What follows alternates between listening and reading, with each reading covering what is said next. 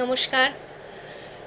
সাহিত্য একাডেমি ব্রাহ্মণবাড়িয়ার পক্ষ থেকে আজকে জহর সেন মজুমদারের কবিতার সম্পর্কে কিছু বলতে এসেছি আপনাদের কাছে।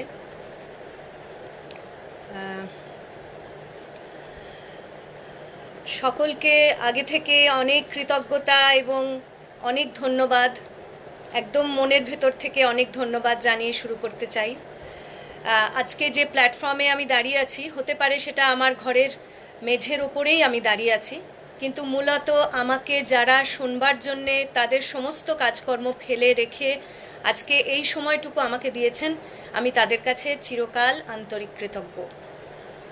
তাছাড়া সাহিত্য একাডেমিকে অশেষ ধন্যবাদ, আর তারপরেও যার ধন্যবাদ প্রাপ্য তিনি স্বয়ং কবি। জহর সেন মজুমদারকে আমরা কেন পড়লাম না, এইটা ছিল আমার বিষয়। এই বিষয়েই আমি আগাগোড়া পড়তে শুরু করেছিলাম, মূলত এই দিকে মন দিয়ে, একটু নজর করে, একটু সতর্ক থেকে, যে কেন আমরা জহর সেন মজুমদারকে পড়লাম না। 90-এর সময়ে যখন লিখছেন, 80 থেকেই লিখছেন, বা সেই অর্থে লেখার পেন্সিলের শব্দগুলো শোনা যাচ্ছে না, তার কারণটা কি? লিখছেন কবিতা পাক্ষিক পত্রিকায়, তার লেখা বেরোচ্ছে, কবিতা পাক্ষিকে তিনি বই রিভিউ করছেন, অর্থাৎ তিনি প্রাবন্ধিক এবং কবি একই সঙ্গে, তার এই দুই স্বরূপেই তিনি উন্মোচিত। কিন্তু আমরা তাকে এত দেরি করে পড়লাম কেন, বা আদৌ আমরা পড়লাম না কেন, এটাই মূলত প্রশ্ন। এই প্রশ্নের একটা দিক, যে দিকটা আমার আলোচনার বিষয় নয়, সেই দিকটা হচ্ছে এর জন্য কে দায়ী, বা এর জন্য কারা দায়ী, কেন তাকে আমরা পড়িনি, এর জন্য আলাদা করে তার স্বজাতিবর্গের কি কি দোষ পাবার কথা বা কি কি গুণাগুণ নিয়ে আমরা বিচার করব, সেই বিষয়টি আজকে আমাদের কাছে অপাংতেয়। সেই বিষয়টি আমরা স্পর্শ করব না।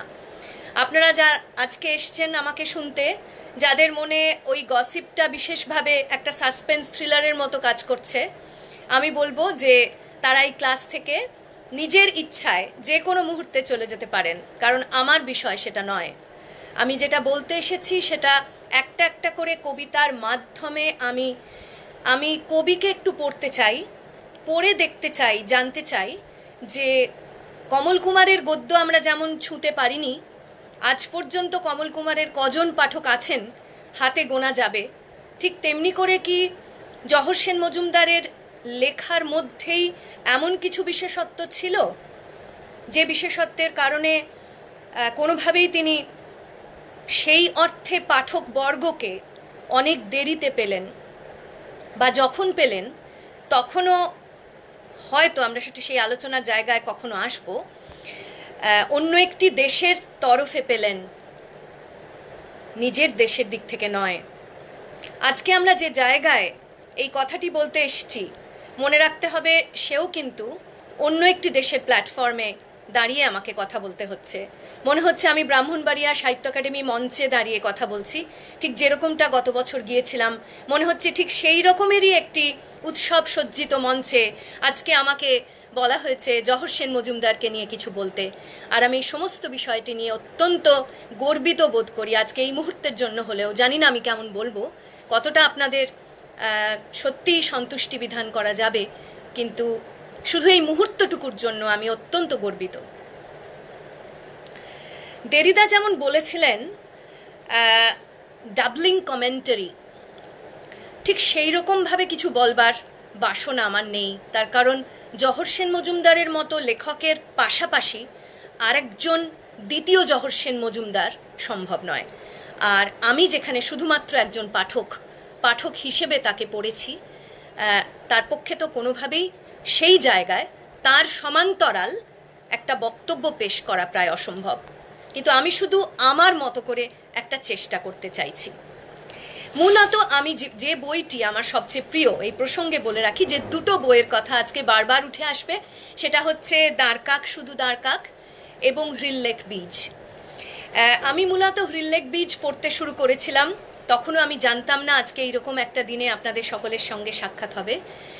তার পরবর্তীকালে আবার নতুন করে পুনরায় আবিষ্কার করা যদি বলা যায়, তাহলে এই কোভিড, এই কারফিউ, এই লকডাউনের মধ্যে এইটাই সবচেয়ে বড় পাওয়া, যে কবিকে অন্যভাবে হয়তো চিনতে পারছি। দ্বারকাক শুধু তার কাক এই বইটি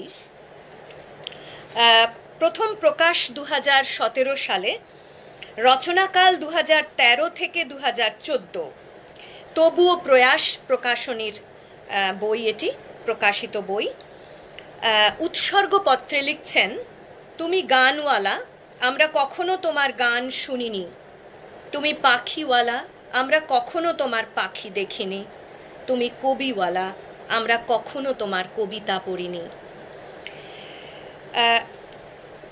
আমরা আর তুমি, এই অংশে আমরা এবং তুমি, তাহলে আমাদের একটা গোষ্ঠী আর তুমি আলাদা কেউ, যে তুমি আমাদের কেউ নও, তাই তোমাকে তুমি গানওয়ালা হয়েছ, তুমি পাখিওয়ালা হয়েছ, তুমি কবিওয়ালা হয়েছ, কিন্তু কোনো চরিত্রেই আমরা তোমাকে গ্রহণ করিনি। 3, আমাদের সংখ্যাতত্ত্ব বা সংখ্যা মনস্তত্ত্বে বিশেষ করে বাঙালিদের মধ্যে 3 সংখ্যাটি নানাভাবে গুরুত্বপূর্ণ। সেটা আমাদের লোকাচার, আমাদের প্রাচীন ছড়া, গান সমস্ততেই আমরা এই ত্রিমূর্তি দ্বারা নানাভাবে প্রভাবিত। সেক্ষেত্রে 3-এর হয়তো একটা গুরুত্ব আছে।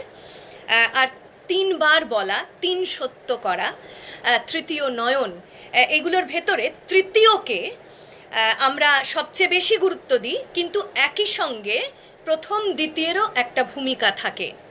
তৃতীয়টি হলো তুমি কবিওয়ালা, আমরা কখনো তোমার কবিতা পড়িনি। এই আপ্তবাক্যটি কার পক্ষে বলা হচ্ছে, কে বলছে এই কথাটা? আর কবি সেটা উৎসর্গপত্রে লিখছেন, অর্থাৎ প্রথম থেকেই ধরিয়ে দেওয়া হলো যে আমাদের তুমি আর তোমার তুমি আলাদা। তার মানে আমরা, অর্থাৎ যদি ধরে নিই এই অংশে আপৎকালীন আমরা যারা পাঠক গোষ্ঠী, যারা তোমাকে পড়লাম না, অর্থাৎ আমরা তোমার পাঠক নই, এটাই বারবার বলতে চাওয়া। আমরা তোমার পাঠক নই, আমরা আর কারো পাঠক। তাই প্রথমেই বলা হচ্ছে, এবং পৌনপুনিকতার মধ্যে দিয়ে এই রেপিটেটিভ জায়গাটা ধোঁয়ার মতো ফিরে ফিরে আসবে তার লেখার ভেতরে, নানা কবিতায় ফিরে ফিরে আসবে, যেখানে বলা হবে আমরা কখনো তোমার গান শুনিনি, আমরা কখনো তোমার পাখি দেখিনি, আমরা কখনো তোমার কবিতা পড়িনি। কোনো বিশেষ দলীয় কেন্দ্রীয়তা এর ভেতরে নেই। তাহলে কবি যে কবিকে এইভাবে পাঠক সম্বোধন করছেন, এই পুরোটাই কবির কথা নয়, পুরোটাই পাঠকের কথা, পাঠকের সম্বোধন। পাঠক সম্বোধন করছেন এমন এক কবিকে যিনি এখানে তুমি হিসেবে আছেন, এবং সেই কবিকে তারা পড়েননি বলা মানে আমরা পড়বও না হয়তো, বা আমরা পড়তে পারিও, 2 রকমই আছে। 2 রকম সম্ভাবনাকে রেখেই বলা হয়েছে আমরা এ পর্যন্ত তোমাকে পড়িনি। এই না পড়াটা একদিকে করে এখানে না পড়াটাকে প্রতিষ্ঠা দেওয়া হচ্ছে, এবং পাশাপাশি সম্ভাবনার দিক থেকে 2 রকমই রাখা হচ্ছে। কিন্তু এই যে যেখানে জীবনানন্দ বলেছিলেন যে 1 হাঁড়ি রক্ত নিয়ে বটগাছের নিচে বসে আছো তুমি, এই যে 1 হাঁড়ি রক্ত নিয়ে বটগাছের নিচে বসে আছো তুমি, তাহলে এই তুমিটা কে? এই প্রশ্নটা করতে করতেই তো আমরা কবিতাটার দিকে গেছি। ঠিক সেই রকম ভাবেই যদি যাই, একটা থার্ডনেস নিয়ে, একটা তৃতীয়ত্ব নিয়ে, যেন আমরা তৃতীয় কেউ, আমরা সেই সে, এইভাবে যদি আমরা এগোই, তাহলে এই রকমের একটা সমান্তরাল কথোপকথনের মধ্যে দিয়ে আমরা কবির কাছাকাছি, কবির লেখার কাছাকাছি কিছুটা যেতে চেষ্টা করব। প্রথম কবিতা চুল্লি। বইটির একটা অভিনবত্ব আছে এই জন্য যে আমি লক্ষ্য করে দেখলাম প্রত্যেকটি ডান পাতার কবিতা, অর্থাৎ প্রত্যেকটি প্রথম কবিতাটি শুরু হচ্ছে ডান পাতা থেকে, যেরকমটা হয় স্বাভাবিকভাবেই, আর প্রত্যেকটি এই একইভাবে, মানে যেগুলো 1, 3, 5, 7 এইভাবে প্রত্যেকটি ডান পাতার কবিতা কথোপকথন ভঙ্গিতে লেখা, একটা সংলাপ আকারে। প্রত্যেকটিতে তলায় তলায় ড্যাশ দেওয়া আছে, যেন মনে হচ্ছে কেউ কারো সঙ্গে কথা বলছেন, অর্থাৎ সেখানে পাঠক লেখকের সঙ্গে কথা বলছেন, লেখক উত্তর দিচ্ছেন না, আবার পাঠক কথা বলছেন, তারপরে আবার লেখক কথা বলছেন। এইভাবে একটা জাক্সটাপোজড ডিসকোর্সকে লেখার ভিতরে আনা হয়েছে। এই জাক্সটাপোজড ডিসকোর্স বা যার ভিতরে নিয়ত একটা ডিসকন্টিনিউইটি আছে, যেটা কোনোভাবেই নিয়মিত নয়, যেটা কোনোভাবেই প্রথাগত নয়, যেটা কোনোভাবেই প্রত্যাশিত নয়। আমি যেটা চাইছি না, আমি তোমার কাছে কি শুনতে চাই, এটা তো একরকমের আজকে আমরা দাঁড়িয়ে যেখানে কবিকে আমরা পাঠক হিসেবে কবিকে প্রায় আক্রমণ করি, দিয়ে আমরা সেই আক্রান্ত কবিকে জিজ্ঞাসা করতে চাই যে আমি যা চাই তুমি কি তা দিতে পারো আমাকে? বলো তোমার কাছে কি আছে, আমি যা চাই তোমার কাছে তা নেই। এইটে রেখে, এই স্বরটাকে রেখে আমরা কবির কাছে কিছু শুনতে চাই, এবং আমরা এই ইন অল প্রবাবিলিটি আমরা বোঝাতে চাই যে সম্ভাবনাটা হচ্ছে তুমি আমাদের খুশি করতে পারবে না। কিন্তু যে কবি আমাদের খুশি করার জন্য আসেননি, যে কবি আমাদের খুশি করার ভাষা দিয়ে লেখেননি, যে কবি আমাদের বিরক্ত করেন, আমাদের ভেতরে একটা নতুন নতুন বিদ্বেষ তৈরি করেন, আমাদের কদর্যতাকে আঙুল তুলে দেখান, আমাদের ক্ষতকে আঙুল তুলে দেখান, আমাদের কানের লতিতে লুকিয়ে থাকা যে রক্তের দাগ তাকে বারবার ছুঁয়ে ছুঁয়ে বার করে আনেন, তার উপর ঘা করেন, আমাদের অশ্বক্ষুরের তলার ধুলোটাকে বারবার চিহ্নিত করে দেখান, সে কবিকে আমরা চাই না। আমরা সে কবিকে বরখাস্ত করি, তার কারণ আমরা বরখাস্ত না করে উপায় নেই বলে। আমরা সে কবিকে চাই না কারণ সে কবিকে আমরা পড়ার যোগ্যতা এখনো পাইনি। আমরা সে কবিকে চাই না কারণ সে কবি আমাদের আচ্ছে দিনের কথা আনতে পারেন না, জানাতে পারেন না। আমরা সে কবিকে চাই না তার কারণ তার মধ্যে কোনো লিরিক ধর্ম নেই।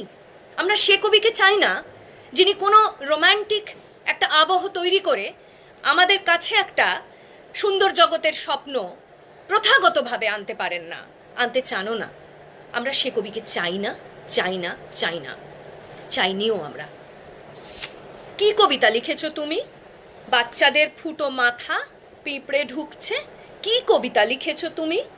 পা কাটা বাবা, হাত কাটা মা, মুন্ডু কাটা বোন, ভাঙা ভাঙা পাঁজর, দাঁড় কাক, শুধু দাঁড় কাক, দাঁড় কাক, শুধু দাঁড় কাক, চুল্লির ওপর চাঁদ উল্টে আছে। কেন এইসব লেখো তুমি? লিখো না, আর লিখো না। আমরা বৈষ্ণব পদাবলী পড়ব, তোমায় পড়ব না। শোপেনহাওয়ারের সঙ্গে নিটজের একটা আর্গুমেন্টের জায়গা থেকে অ্যান্টিক্রাইস্ট লিখলেন যখন নিটজে, সেখানে বারবার একটা কথা বলতে চাইছেন, সেটা হচ্ছে গুড আর ব্যাড, অর্থাৎ ভালো আর মন্দ, এটার ভিতরে আগাম কোনো ইষ্টদেবতার কাছে সমর্পণ করার প্রয়োজন হয় না।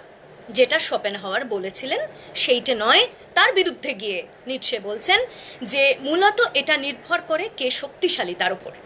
যে দুর্বল সে সবসময় ব্যাড, আর যার শক্তি আছে, যে আত্মবিশ্বাসী, যে আত্মশক্তি সম্পন্ন, সে হচ্ছে গুড। এই পাওয়ার গেমটা মনে রাখতে হবে, এই পাওয়ার গেমটা কিন্তু আজ পর্যন্ত, অর্থাৎ প্লেটোর রিপাবলিক, নিটশের অ্যান্টিক্রাইস্ট এবং আরও নানা উদাহরণ দিয়ে আজ থেকে বহুশো বছর আগে থেকে যদি শুরু করি বা বহু হাজার বছর যদি পিছিয়েও যাই, তাহলেও কিন্তু বলতে চাই যে এই পাওয়ার গেমের একটা প্রত্যক্ষ যোগাযোগ আছে আমাদের ভোক্যাবুলারির ওপর।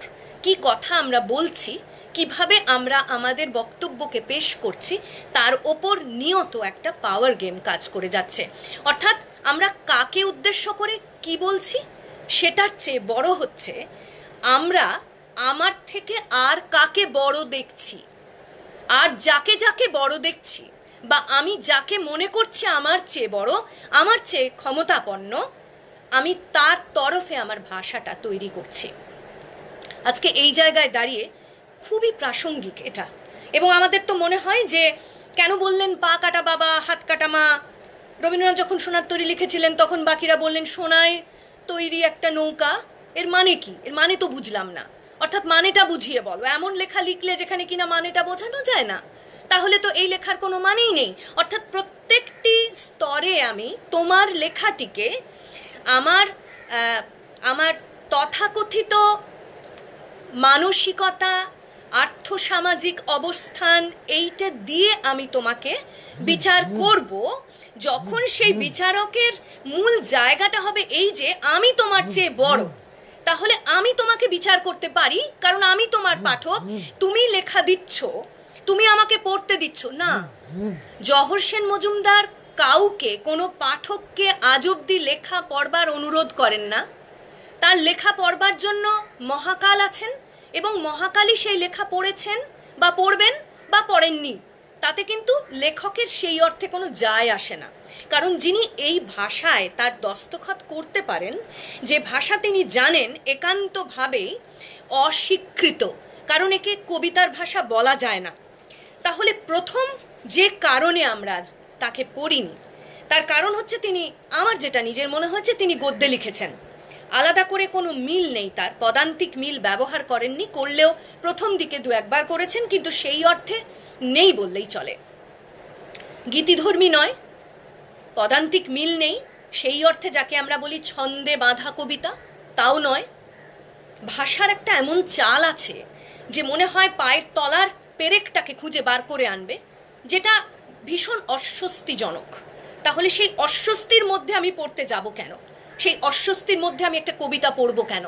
আমি সিনেমা হলে যে সিনেমাটা দেখতে চাই, সেই সিনেমাটা কি বদলার মতো সিনেমা, নাকি আমি এরকম একটা সিনেমা যাই যেটা আমি জানি শেষটা কি হবে, অতএব শেষটা আমি আরামে বসে পপকর্ন খেতে খেতে সিনেমাটা দেখতে চাই? তাহলে নির্ভর করবে আমি কোন সিনেমাটা দেখতে চাই আর আমি কে।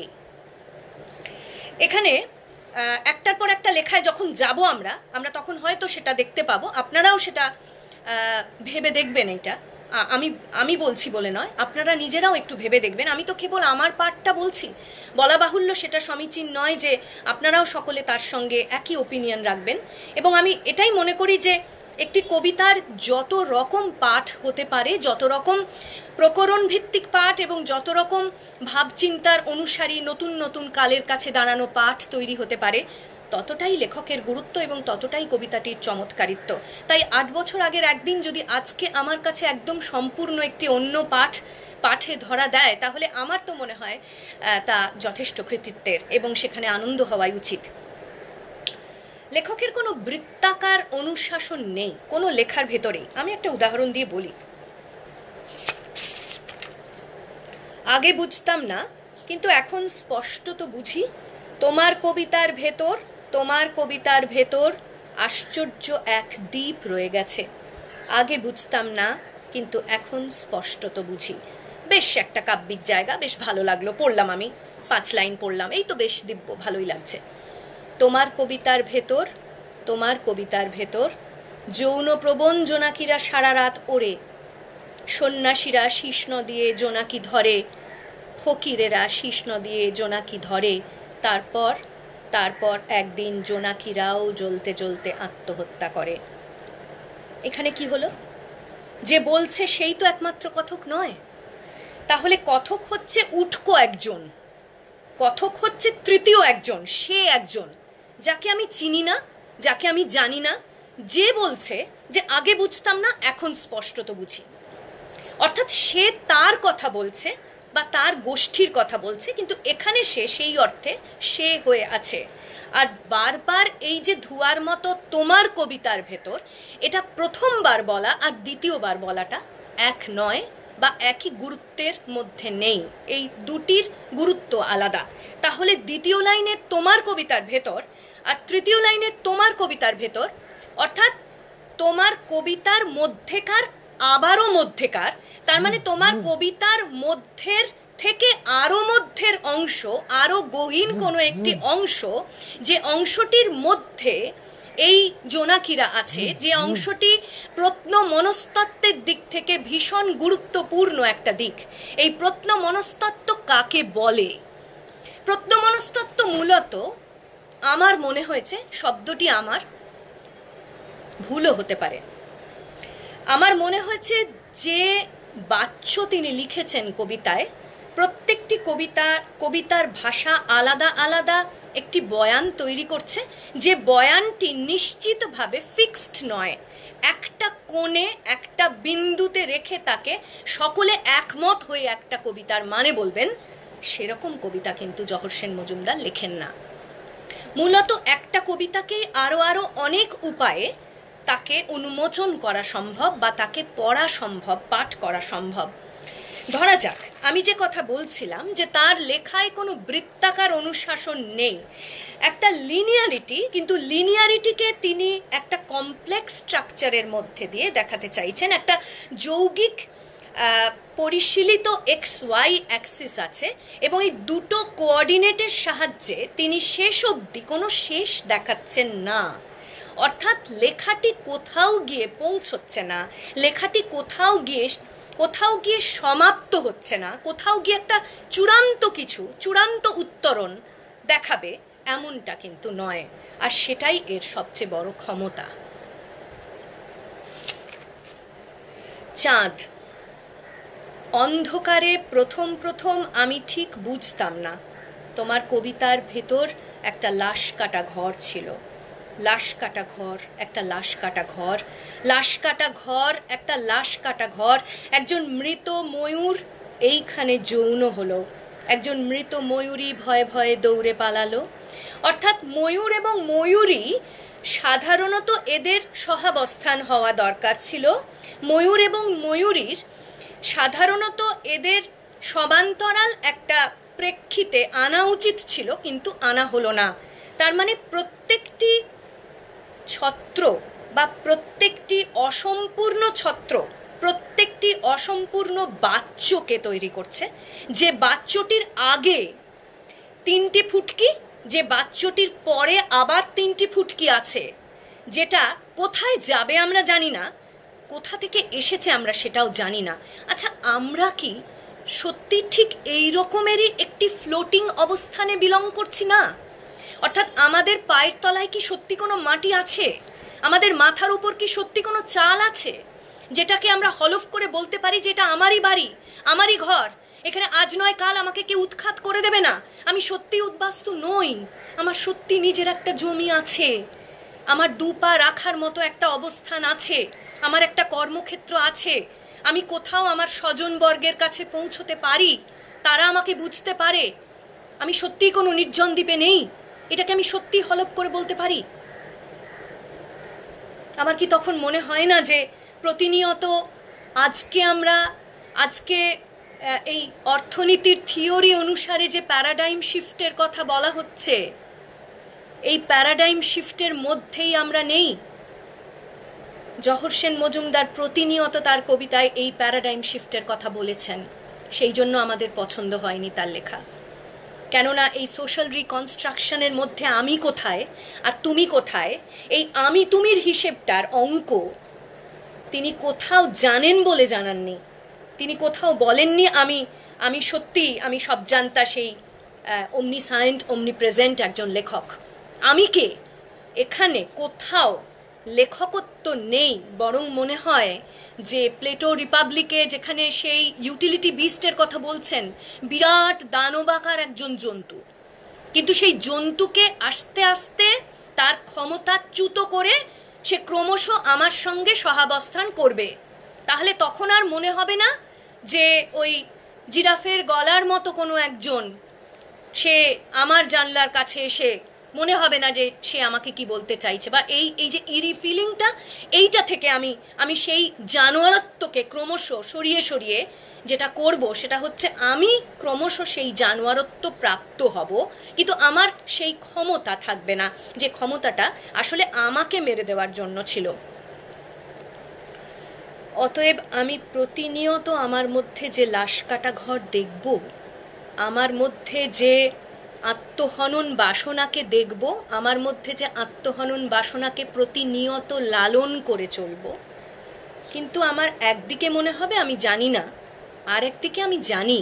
আমার মনে হবে যে আমি জানি যে আমি এটা জানি, তাহলে সচেতনভাবে আমার জানা যে আসলে আমার জানাকে বোঝায় এইটা, আরেকটা সচেতনভাবে আমার না জানাটা যে জানা বোঝায়, এই দুটো পাশাপাশি রাখছেন, কিন্তু দুটো কোথাও এসে কোনো বিন্দুতে মিলছে না, দুটো চলছে, কত দূর যাচ্ছে এটা আমাদের কাছে এর কোনো অঙ্ক নেই।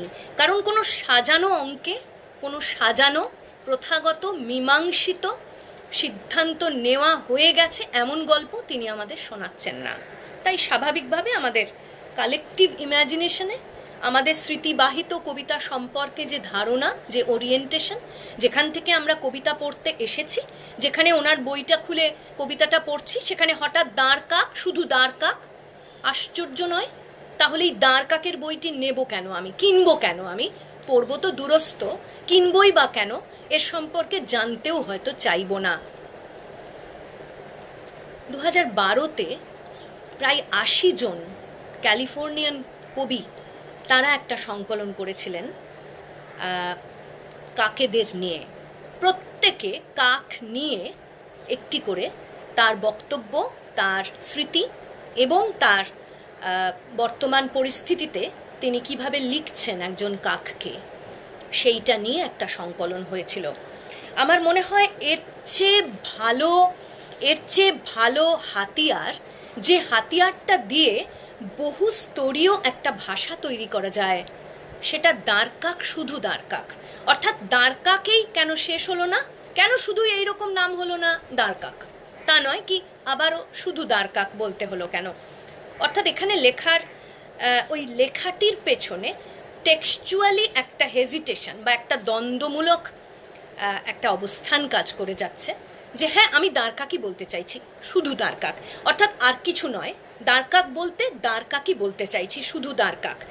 তাহলে এটা আরো বেশি করে থ্রাস্ট দেওয়া হলো, আরো বেশি করে জবরদস্ত করা হলো, মুসাবিদা করা হলো, যে আমি যেটা বলছি হ্যাঁ সেটাই, তুমি বুঝতে পারছো না, তুমি বিশ্বাস করছো না তো আমাকে, তাহলে আমি এই অবিশ্বাসটাকেই কিন্তু আরো ভরপুরভাবে উচ্ছ্বাসের সঙ্গে গ্রহণ করলাম, যে তুমি আমাকে বিশ্বাস করলে না, কিন্তু আমি দাঁড় কাকই বলতে চাইছি। 1990-এ যখন সোভিয়েত রাশিয়ার পতন হয়ে গেল, তারপরে তো নতুন করে একটা ধনতন্ত্রের নতুন সংজ্ঞা এলো, যেটা আমরা নিও লিবারাল শিফট বললাম। সেই ধনতন্ত্রের উপরে ঝোঁকটা পড়লো এইভাবে যে আসলে ওই রকমভাবে নয় যেখানে আমরা সাম্যবাদকে নিয়েছিলাম বা আলাদা করে ক্যাপিটালিজম নিয়ে যে কথা বলেছিলাম, কিন্তু নতুন করে ভাবার একটা ক্ষেত্র, নতুন করে আমরা কিভাবে ভাবতে পারি।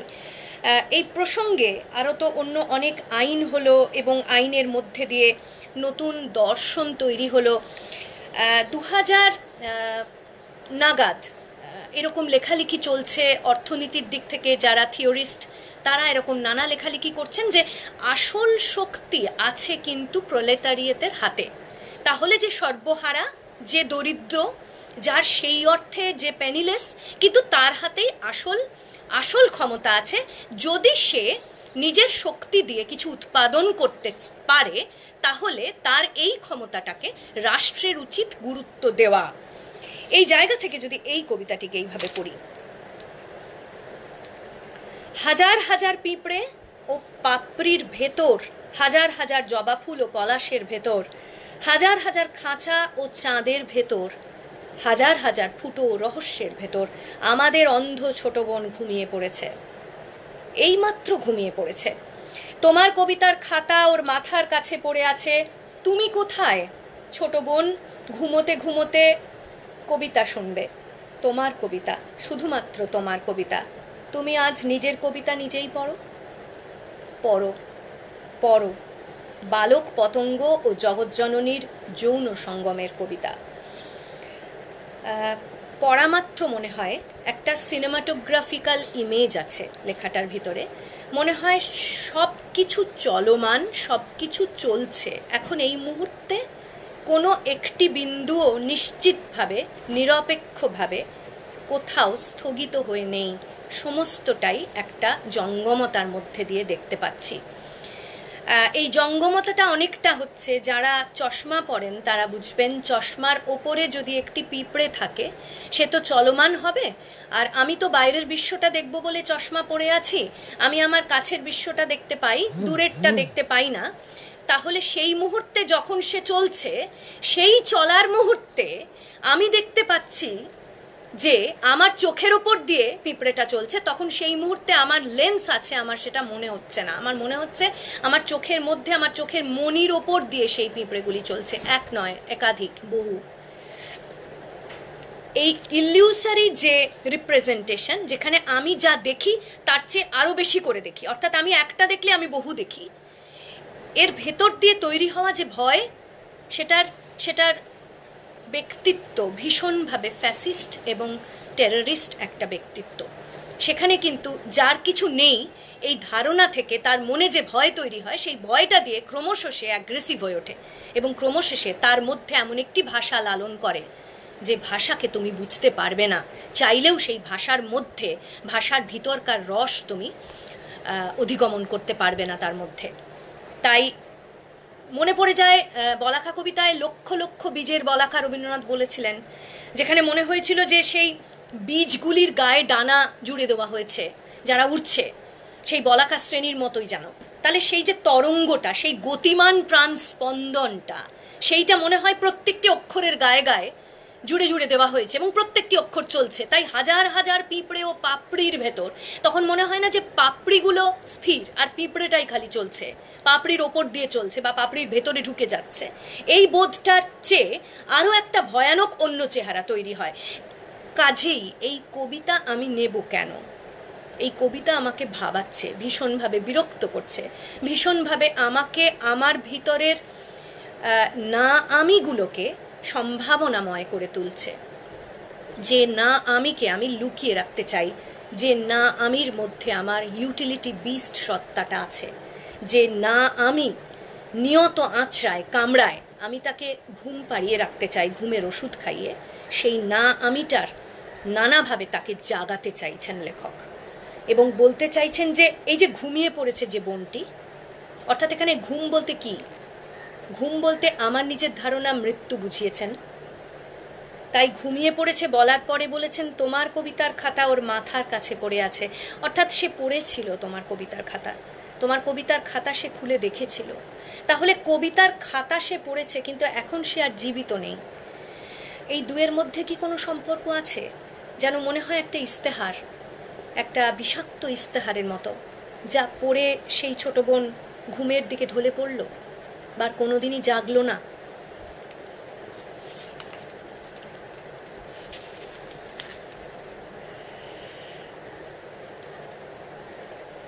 কেন আমরা জহর সেন মজুমদার পড়লাম না, তার চতুর্থ আরেকটি ভাবনা, যদি এইভাবে ভাবা যায়,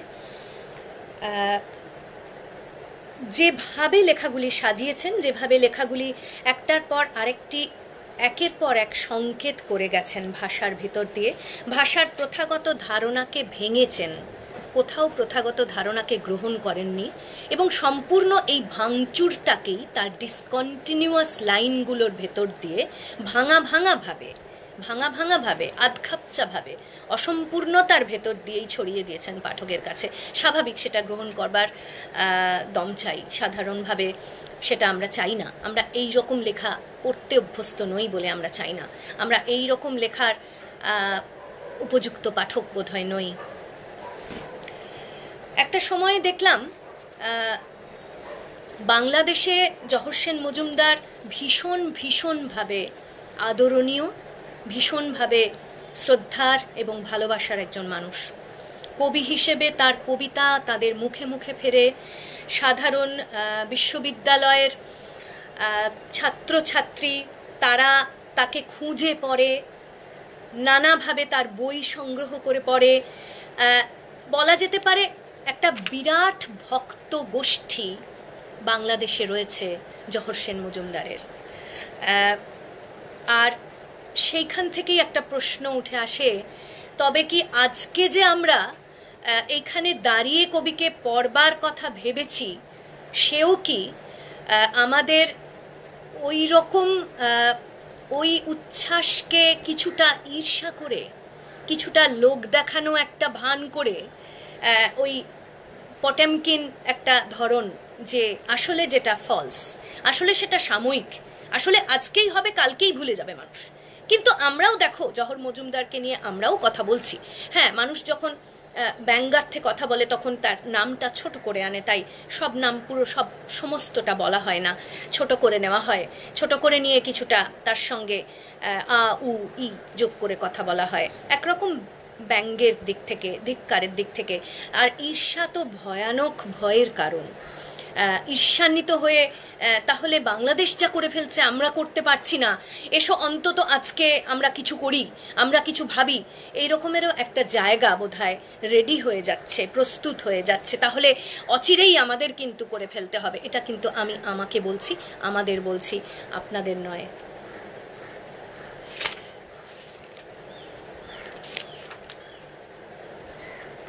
হংস, রাখাল বালক, যৌন জীবনের এই মানব জমিন, যৌন জীবনের এই অন্ধ মায়াবাদ, যৌন জীবনের এই হংস তন্তুবায়, যৌন জীবনের এই শতাব্দী শৃঙ্গার আমরা আজ প্রত্যাখ্যান করলাম। 3 বার বলা হলো, প্রায় একই শব্দকে কিছুটা অনুপ্রাসে রেখে অর্থকে এক জায়গায় নিয়ন্ত্রিত করে, বলা যেতে পারে স্ক্রু দিয়ে বেঁধে বেঁধে একটা অংশকে ফিক্স করে রাখা। এই যে জান্তব একটা মানে একটা অ্যাপ্রোচ, যে তুমি তো আসলে মৃত, তাই তোমার মাথায় আমি 4টে স্ক্রু বসাবো, বা জ্যান্ত যদি থাকো তাহলেও আমি ধরে নিলাম তুমি নেই, তুমি মৃত, তাহলে আমি যেখানে খুশি তোমাকে, তোমার হাত কাটবো, পা কাটবো, মুন্ড উড়িয়ে দেব, কিছু তো যায় আসে না। এই যে কর্তনলীলা, এই নৃশংসতা, এটা কবিতাতেও হয়েছে। কবিতা বরখাস্ত করা হয়েছে, কবিতা রিফিউজ করা হয়েছে, কবির নাম উচ্চারণ করা হয়নি, বলা হয়েছে অমুক তো খালি গদ্য লেখেন, প্রবন্ধ লেখেন, উনি তো অধ্যাপক, অতএব উনি অনেক জানেন। ভাবটা এই রকম যে উনি তো অনেক জানেন, অতএব ওকে কবি বলার আর দরকার নেই। কাজেই কবিদের মধ্যেও উনি অপাংতেও, আর অধ্যাপনা সূত্রেও উনি অপাংতেও হয়ে গেলেন। তাহলে ওনার কিন্তু কোনো নিজস্ব স্বজাতিবর্গের কোনো একটা আড়াল বা আশ্রয় কিছুই রইল না। ওনার পায়ের তলায় কিন্তু সেই অর্থে ওনার নিজের কৃতকর্মের যে প্রাপ্য, তার উপরেই তো দাঁড়ানোর কথা, কিন্তু সেই পাথরটিই নড়বড়ে, তাকেই বারবার সরিয়ে নেওয়া হচ্ছে এবং উনি মুখ থুবড়ে পড়ছেন। খুবই মনে পড়ে যায় ইতালীয় চিত্র পরিচালক পাসোলিনির কথা। এবং পাসোলিনির মৃত্যুটা তো আপনারা সবাই জানেন, যে কিভাবে পাসোলিনিকে সম্পূর্ণ হাওয়া করে দেওয়া হলো, ভ্যানিশ করে দেওয়া হলো, যেখানে একজনের নাম এলো কিন্তু আরও কেউ ছিল যাদের কথা বলা হলো না। একই সঙ্গে পৌনপুনিকতাকে রাখছেন আর পৌনপুনিকতাকে বরখাস্ত করছেন। অর্থাৎ মূলত একটা যৌন জীবনের কথা বলা হলো, কিন্তু পাশাপাশি যৌন জীবনকে 3 বার রাখলেন, কিন্তু তার যে অন্ধত্ব, সেই অন্ধত্বকে আক্রমণ করলেন, সেই অন্ধত্বকে নাকচ করার কথা বললেন। কিন্তু মনে রাখতে হবে, ভীষণ কদর্য, ভীষণ বর্তুলাকার জীবন, স্থূল জীবন, তাকেও অঙ্গীকার করেছেন কবি। তার লেখায় তারও অঙ্গীকার আছে, আর আছে বলেই সেই ভাষা আমাদের কাছে পৌঁছতে পারছে না, আমরা তাকে গ্রহণ করতে পারছি না বলে। একটি কবিতার নাম রক্ত। একদিন একটা ছেঁড়া মুন্ড উঠতে উঠতে উঠতে উঠতে তোমার কবিতার খাতার ভেতর ঢুকে গেল। তারপর জল, স্থল, জঙ্গল থেকে, দেশ, কাল, মাংস, গ্রীবা থেকে একটার পর একটা মুন্ড উড়ে এলো, ঢুকে গেল, উড়ে এলো, ঢুকে গেল, রক্তে রক্তে ভিজে গেল কবিতার খাতা। আমরা জানি না, আমরা আজও জানি না মুন্ডরা কি বলেছিল তোমায়। কিছু বলেছিল, কিছু নিশ্চয় বলেছিল। আমরা শুধু দেখলাম তুমি আর ঘুমোতে পারছো না, তোমার কবিতাও আর কিছুতেই ঘুমোতে পারছে না। এখানে তুমি আর তোমার কবিতা এক হয়ে যাচ্ছে, কিন্তু এর আগে পর্যন্ত এক হয়নি, আবারও আলাদা হয়ে যাবে। আবছা অন্ধকারের ভেতর কবিতাটির নাম জন্ম। আবছা অন্ধকারের ভেতর তোমার রহস্যময় কবিতার খাতা আজ আবার স্পষ্ট দেখতে পেলাম আমি। দেখলাম তুমি খাতার ভেতর হাঁটছো, আর কি তীব্র ঘৃণা নিয়ে, কি তীব্র আক্রোশ নিয়ে নিজের স্তন নিজেই ছিঁড়ে, নিজের যোনি নিজেই ছিঁড়ে বারবার ছড়ে দিচ্ছ আমাদের দিকে। আমরা তোমার কুঁজো প্রেমিক, ছেঁড়া স্তন, ছেঁড়া যোনি চাটতে চাটতে ঠিক 100 শতাব্দী পর বুঝলাম তোমার খাতার ভেতর আমরা কখনো কোনোদিন ঢুকতে পারবো না। কবিতার খাতার ভেতর হাঁটতে হাঁটতে, ঘুরতে ঘুরতে তুমি জানলা বন্ধ করে দিয়েছো, তুমি দরজা বন্ধ করে দিয়েছো, আমরা তবুও পাগল। তোমার জানলার নিচে, তোমার দরজার নিচে পচা গলা মৃতদেহের মতো শুয়ে রইলাম। স্বাভাবিকভাবে এই কবিতা গ্রাহ্য হবে কখন? তখনই যখন এই মুহূর্তটি থেকে আমি নিজেকে নিজের হিংস্রতা থেকে সামান্য বেরিয়ে আসতে পারবো। আমার নিজের ভেতরে যে যে যান্ত্রিকভাবে এই ডিজিটাল জীবন, এই ডিজিটাল বিশ্ব, এই কসমোপলিটন গ্লোবাল পৃথিবী আমাকে প্রতিনিয়ত কোথাও কোনোভাবে বিরত হতে দেয় না। সব ক্ষেত্রে দেখায় আমি আছি, কিন্তু আমি তো আসলে নেই, অনেক জায়গায় সুস্থভাবে নেই, সুষমভাবে নেই, কিন্তু আমার সেই নেইটাকেও সে আছে করে তোলে, যার ফলে আমার মধ্যে আমার নিজের শক্তি সংক্রান্ত যে বিরাট অনুভূতি, যে রাক্ষসীয় একটা অনুভূতি যে আমি কত বড় হতে পারি, আমার কত ক্ষমতা, যেখানে আমার সূক্ষ্মাতি সূক্ষ্ম নিজেকে চেনবার অন্য একটা ক্ষেত্র, যেখানে আমি ঘাসের মতো, যেখানে আমি আরেকজনের শিল্পকে গ্রহণ করতে পারি, তাহলে প্রতিনিয়ত কিন্তু আমি আসলে দরজাগুলি বন্ধ করে রাখছি, যেখানে আমার গ্রহণ ক্ষমতা ছোট হয়ে আসছে, ক্রমশ ছোট হয়ে আসছে। আমি সেইভাবে আরেকজনকে গ্রহণ করবার মতো পাঠক হতে পারছি না। পাঠক হওয়ারও তো একটা নির্দিষ্ট যোগ্যতা দরকার, সেই যোগ্যতা কিন্তু তার ব্যাকরণ কোথাও লেখা নেই। তাই কিভাবে ভালো পাঠক হতে হবে, কিভাবে উৎকৃষ্ট জাতের পাঠক হতে হবে, তার কথা আমরা কেউ কোথাও পাচ্ছি না। আমরা কবি সম্পর্কে পাচ্ছি কবির মনীষী পরিভূ স্বয়ম্ভূ, সেই কবি যদিও আজকে আমাদের নাগালের মধ্যে নেই, তিনি কে আমরা তাকে খুঁজেও পাবো না, আর পেলেও তাকে চিনতে পারবো না, চিনতে চাইবও না। কিন্তু পাঠক কে হবেন, যিনি ওই কবিকে শনাক্ত করবেন, সেইটা কোথাও বলা নেই।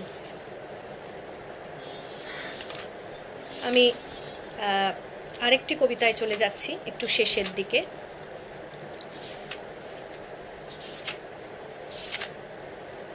শেষ কবিতা, নুন। আজ আর কবিতা পড়ো না তুমি, কবিতা পড়বার বিন্দুমাত্র দরকার নেই। আমরা সবাই জানি তুমি কবিতা পড়তে খুব ভালোবাসো, আমরা সবাই জানি তুমি কবিতা লিখতে খুব ভালোবাসো, কিন্তু কি হবে পড়ে, কি হবে লিখে? তোমার প্রেমিকা হিজল গাছের নিচে পড়ে আছে, তোমার প্রেমিকা বকুল গাছের নিচে পড়ে আছে, তোমার প্রেমিকা ছাতিম গাছের নিচে পড়ে আছে। রিক্সাওয়ালার মেয়ে সে, মুন্ডু কাটা, রক্ত মাখা, বুকের ওপর আধ খাওয়া ডাঁশা পেয়ারা নিয়ে পড়ে আছে। কিচ্ছু চায়নি সে, কিচ্ছু না। এই অদ্ভুত হিম শীতল সন্ধ্যাকালে প্রেমিকার অন্ধ মা যখন বাটি ভর্তি নুন নিয়ে রাস্তায় রাস্তায় ঘুরে বেড়াচ্ছে, তখন খুব আশ্চর্য একটা ওরাল ভোকাবুলারিকে এখানে তৈরি করছেন। প্রত্যেকটি কবিতাতেই সেইটা আছে, যেখানে সেই ওরাল ভোকাবুলারির অনুসারে জ্যোতিচিহ্নের ব্যবহার অনেক সময় আমাদের মনে হয় যে সেগুলো না হলেও হতো, কারণ যখনই আমি পড়ি আমার মনের ভেতরে যখন সেই ধ্বনিগুলো বুদবুদ আকারে জেগে উঠতে উঠতে আস্তে আস্তে আমরা কবিতাটির শেষ অংশের দিকে যাই, তখন মনে হয় যে ওই ছোট ছোট কমা চিহ্নগুলোও যেন একটা বাধা, কোথাও যেন আমাকে পাথরের মতো আটকাচ্ছে, আমার রাস্তাটা যেন সোজা হতে দিচ্ছে না। অর্থাৎ আমরা সত্যি সেই কনসেন্ট্রেশন ক্যাম্পে যেতে চাই না, যাকে দেখাচ্ছেন বারবার, সেই কঠিন নিরাশ্রয় সংশয়ী মানুষগুলো, হিংস্র মানুষগুলো, যারা প্রতিনিয়ত একে অপরকে কামড়ে শেষ করে ফেলছে, যার মুন্ড কাটা যাচ্ছে, যাকে রক্তাক্ত অবস্থায় পাওয়া যাচ্ছে, সেই রক্তাক্ত শরীরের কথা বারবার বলছেন, এক একটি কর্তৃত অঙ্গচ্ছেদ অঙ্গচ্ছিন্ন অবস্থানের কথা বারবার বলছেন। তবে অঙ্গহানি বা অঙ্গচ্ছেদ করা এটা সব ক্ষেত্রে যে হিংস্রতা বোঝাবে তা নয়। এর মধ্যে আরও একটা জিনিস আছে, ওই পাওয়ার গেম। সেটা হচ্ছে প্রতিষ্ঠানের কাছে, রাষ্ট্রের কাছে আমার অঙ্গ নেই, তার অর্থ হচ্ছে এই যে সে আমাকে পঙ্গু করে দিয়েছে, অর্থাৎ সে যা ভাবছে আমিও তাই ভাবছি, ইউটিলিটি বিস্ট। অর্থাৎ আমি তোমার শক্তি কেড়ে নেব, আমি তোমাকে বসিয়ে রাখবো, চেন দিয়ে বেঁধে রাখবো, তুমি তো আসলে আর্টিস্ট, অতএব তোমাকে না বাঁধলে হবে না, হীরক রাজার দেশে। সেই একই পদ্ধতি তো সমানে চলেছে, নয় কি? আমরাই হয়তো কোথাও আড়াল ফেলে রেখেছি, আমরা সেই আড়ালটা তুলতে চাইছি না, কারণ আমরা আসল সত্যটা জানি। আর জানি বলেই আমরা জানি কেন আমরা জহর সেন মজুমদারকে পড়িনি এতকাল, কেন আজকে আমাদের একটু একটু করে মনে হচ্ছে, যে হ্যাঁ এই মানুষটাকে নিয়ে কথা বলা দরকার, কেন আমরা কথা বলিনি? তাহলে এখনই কথা বলে ফেলি, না হলে সেটা আমার ফ্যাশনের বাইরে চলে যাবে, আমি তো কেতাদুরস্ত হতে পারবো না, আমি সত্যি সত্যি সংস্কৃতি চেতন হতে পারবো না, সত্যি সত্যি কোথাও আমার একটা ব্যাকওয়ার্ড জায়গা চলে আসবে। আমি তো আসলে তা নই, আমি তো আসলে সত্যি একদম ফ্রন্ট বেঞ্চে বসবার অধিকারী।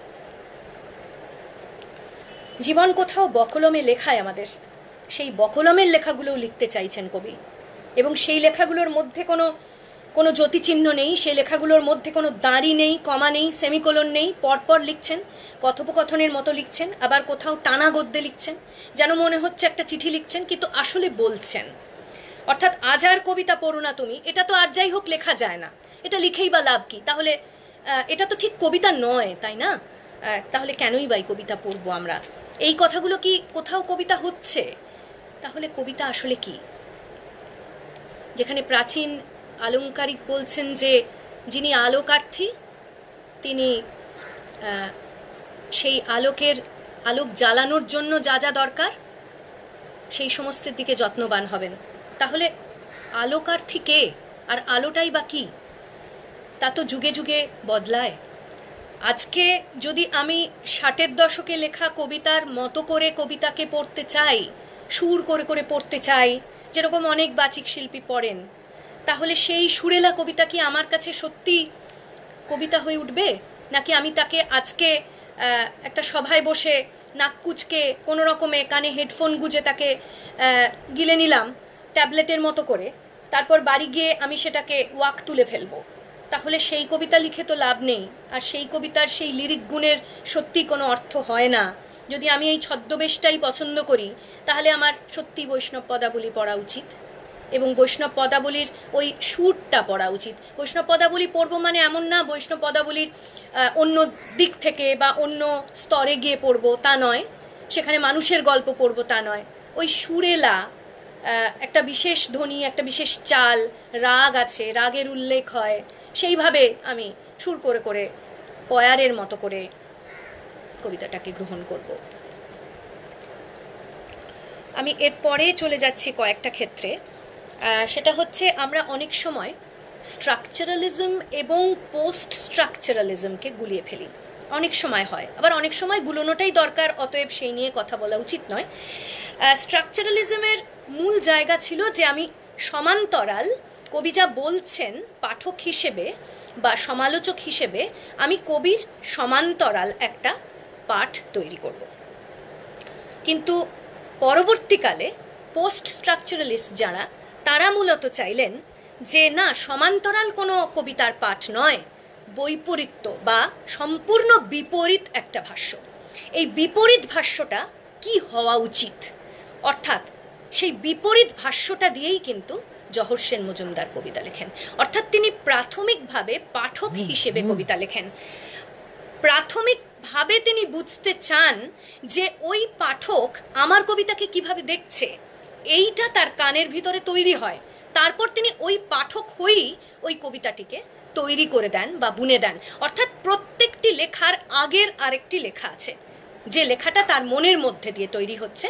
সেখানে কালি লাগছে না, তিনি নিজে লিখছেন, তার মনের চৌহদ্দিতে লিখছেন, হয়তো নিজের মনের সমস্ত দালানটা জুড়ে পাতার পর পাতা লিখেছেন তিনি তার নিজের রক্তবিন্দুগুলো পেন্সিল করে করে। আর সেই লেখাটাই উঠে আসছে পাঠক হিসেবে যখন তিনি নিজেকেই আসলে আক্রমণ করছেন। তাহলে এই যে স্বরান্তরটা, এই স্বরান্তরটা বুঝবার জন্য আমাকে প্রকৃত সত্যটা উন্মোচন করে দিতে হবে, যেটা লেখক করেছেন। লেখক একবারের জন্যও বলেননি যে, ভাবেননি যে তাকে অনেকে পড়েন। বারবার করে এই সত্যটা উঠে আসছে যে আমায় কেউ পড়েন না, এবং তোমাকে আমরা পড়বো না, তোমাকে আমরা কিভাবে পড়বো, আমরা এই কারণে তো তোমাকে পড়িনি। এই গোটা কৈফিয়তটা দ্বারকাক, শুধু দ্বারকাকে আছে। যেটা পাশাপাশি আমরা যদি হৃল্লেখ বীজ পড়ি, তাহলে দু একটা জায়গা হয়তো আরো স্পষ্ট হতে পারে। এই জায়গা থেকে একটু পড়ে নিতে পারি একটা অংশ, সেটা দমন ও প্রত্যাখ্যান, এই অংশটা থেকে একটা অংশ যদি এইভাবে পড়া যায়।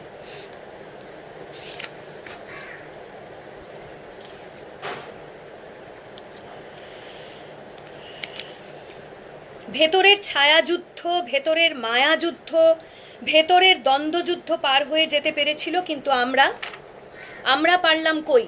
অর্থাৎ তিনি মানিক বন্দ্যোপাধ্যায়ের একটি গল্পের কথা আগের দিনও বলেছিলেন, যখন তিনি নিজে লাইভে তার নিজের জীবন সম্পর্কে বলছেন, তখন লেভেল ক্রসিং বলে একটি গল্পের কথা বলেছিলেন। সেই কেশবের সম্পর্কে বলা হচ্ছে, সংশক্ত পরিপূরণায় দিন যায়, কেবল দিন চলে যায়, কৃষ্ণময় উপসর্গভিত্তিক ওই লেভেল ক্রসিং, অনুজ্ঞা লঙ্ঘনের মল্লযুদ্ধে আজও ভাঙল না, নাকি আমরাই ভাঙতে দিলাম না? আসলে আমরাও যে শ্রেণী চেয়েছি, ইন্দ্রিয় সুখের সন্ত্রাস চেয়েছি, বৃহৎ বাজারের নকল চেয়েছি, সামগ্রিক সম্বন্ধ চাইনি। শিকড় ছিঁড়ে গেলে যে আর সংস্কৃতি সম্পৃক্ত শাশ্বতে যাওয়া যায় না, মানব জমিনে স্বধর্মও রক্ষা করা যায় না, এ সত্য কবে আর বুঝবো আমরা? লেভেল ক্রসিং তাই থেকেই যায় অনাথ বিপন্ন জীবনের এই ছদ্ম প্রকল্পনায়, বিবেকহীন স্ববিরোধিতায়, অন্তঃসার শূন্য কাঠামোটাই শুধু চোখের সামনে পড়ে থাকে। শিল্প বিপ্লব থেকে কর্পোরেট বিপ্লব, এরই নাম তবে আধুনিক স্বপ্নপুরাণ। এই স্বপ্নপূরণ বা এই স্বপ্ন পূরণ যে হবে না তার সিদ্ধান্ত, সেইটির কথা প্রসঙ্গেই আমরা তার কবিতাকে পড়লাম, এবং সেই প্রসঙ্গেই আমরা নানাভাবে নানা মানুষের কথা বলেছি। যেমন একটি কবিতায় বলছেন, ধার করো আর খরচ করো। আমি সত্যি বলতে কি, কবিতায় এই রকমের একটি অর্থনীতির সাংঘাতিক থিওরি কোথাও পাইনি, যেটা আজকে ওরা প্যারাডাইম শিফটে বলছেন। এবং আজকে যিনি নোবেল পেলেন তার লেখাতেও আমরা শুনছি যে তার মতবাদটা এটাই যে যার কিছু নেই তার হাতেও একটু করে পয়সা দাও, একটু করে তার রুজি রোজগার বাড়ুক, যার মধ্যে থেকে সে তার আশেপাশের একটা ছোট জগতের প্রোডাকশন বা তার আশেপাশের একটা ছোট জগতের আর্থসামাজিক দিকটা নানাভাবে বদলে দিতে পারবে। তার মধ্যে সেই ক্ষমতা আছে, কারণ সে উৎপাদক শক্তি। এই উৎপাদন ক্ষমতা যার মধ্যে আছে, অর্থাৎ যে কৃষি বা যে মজুর বা এমন একটা কাজ সে করে যার নিজেরই একটা ছোট ব্যবসা আছে, সেই জায়গা থেকে আমি এত জানি না, আমি খুবই কম জানি, কিন্তু সেইখানে যখন কবি বলেন যে ধার করো আর খরচ করো, অর্থাৎ তোমার তো পুঁজি নেই, তো তুমি পুঁজি করার চেষ্টাও করো না। তুমি কি করে ধার করে খরচ করবে, এর আরো অন্য অনেক মানে হয়। বলা বাহুল্য, এটা শুধু একটা তর্কে গিয়ে যে থেমে যাবে বা এটা যে সত্যি সত্যি সেই রেগান পন্থার কথাই বলছে তা নয়, নিশ্চয়ই আরো অনেক এর মধ্যে জটিল স্তরবিন্যাস আছে যার ভেতর দিয়ে এই কথার সত্যাসত্য আমরা বিচার করতে পারি। আর এটাও তো ঠিক যে যে আইডিওলজির দিক থেকে তিনি কবিতায় তার একটি ব্যক্তি চরিত্র খাড়া করে দিচ্ছেন, যে তিনি নয় এবং যিনি তিনি, অর্থাৎ একই সঙ্গে দুই আমিকে যে বহন করছে, যেটা আমরা এই কবিতাগুলির মধ্যে নানাভাবে দেখলাম। এবং যার সমর্থনে তিনি রিল্লেখ বীজে যে কথাটা বলছেন, কেশবের কথা বলছেন বা কেশবের জায়গায় দাঁড়িয়ে থাকা অন্য একজন মানুষের কথা বলছেন। এবং আমরা যে পারছি না, আমাদের এই যে বিপ্লবগুলো হচ্ছে, যেখানে আমরা এই গ্লোবালাইজ পৃথিবীর মধ্যে কিভাবে নিজেকে হত্যা করছি বারবার, সেই কথাটা উঠে আসছে যে আমরা পারছি না। আমাদের এই না পারাটাকেই কবির মূল আলেখ্য বলা যায়। কবি এইখান থেকেই লিখতে শুরু করেছেন, যেখানে আমরা পারিনি, যেখানে আমরা হেরে গেছি, সেই না পারাটা নিয়েই তিনি এগিয়েছেন। এবং সেই না পারাটা সিদ্ধান্তহীনভাবে তিনি গ্রহণ করেই পাঠকের কাছে দাঁড়াচ্ছেন, পাঠকের সামনে নিজের সম্পূর্ণ খোলা লেখাটা দেখাতে চাইছেন, যেটা সত্যের চেয়েও বেশি সত্য, কিন্তু যেটা কোনো অধিবাস্তব তৈরি করছে না বা সেকেন্ড রিয়ালিটি তৈরি করছে না, যেটা সে হয়ে ক্রমশ তুমি বা আমিতে পরিণত হচ্ছে। এবং তার ভিতর দিয়েই তার আসল সত্যি, যে সত্যিটা বাচ্য নয়, যে সত্যিটা সম্পূর্ণভাবে খোলসা করে বলা যায় না, সেই সত্যিটা একমাত্র তার লেখার ভেতর দিয়ে বলছেন। তাহলে প্রসপারাস ফিউ আর রেস্টলেস মেনি, এই যে তত্ত্বটা ছিল, সেই তত্ত্বটিও কবির হাতে যেন ভুল প্রমাণিত হলো। এবং আমরা দেখেছি যে একটা অংশে যে চুল্লি কবিতাটা, আমি কয়েকদিন যাবৎ ভাবছিলাম, আমি জানি না এটা কেমন হয়েছে, যে চুল্লি কবিতাটাকে যদি ভাষান্তর করা যায় তাহলে কেমন দাঁড়াবে। আমি আপনাদের কাছে খুবই ভয়ে খুবই দ্বিধান্বিতভাবে একটু শোনাচ্ছি, আমি জানি না কেমন হয়েছে, তবে আপনারা বললে আমি দ্বিতীয়বার আর চেষ্টা করব না। The pyre. Why? What have you written? Children, their skulls bleeding, ants moving into them. Why? What a poem to write. A father with legs stripped off. A mother with no hands. Sister beheaded. Broken ribs. Hey, it's only a crow. When the moon falls on its back over the pyre. But why? Oh, why write these? Instead, we will read Podaboli, not you. আজকে এই পর্যন্ত থাক। আমি জানি না কতটা কি সম্ভব হলো, আর নিজের মতো করেই একটা চেষ্টা করা, যদিও আমি জানি এটা বিশ্বকুম্ভম পয়মুখমের মতো, ওপরেই খালি অমৃতটা আছে, নিচে বিষ। আপনারা সেটা নিজ গুণে ক্ষমা করে নেবেন।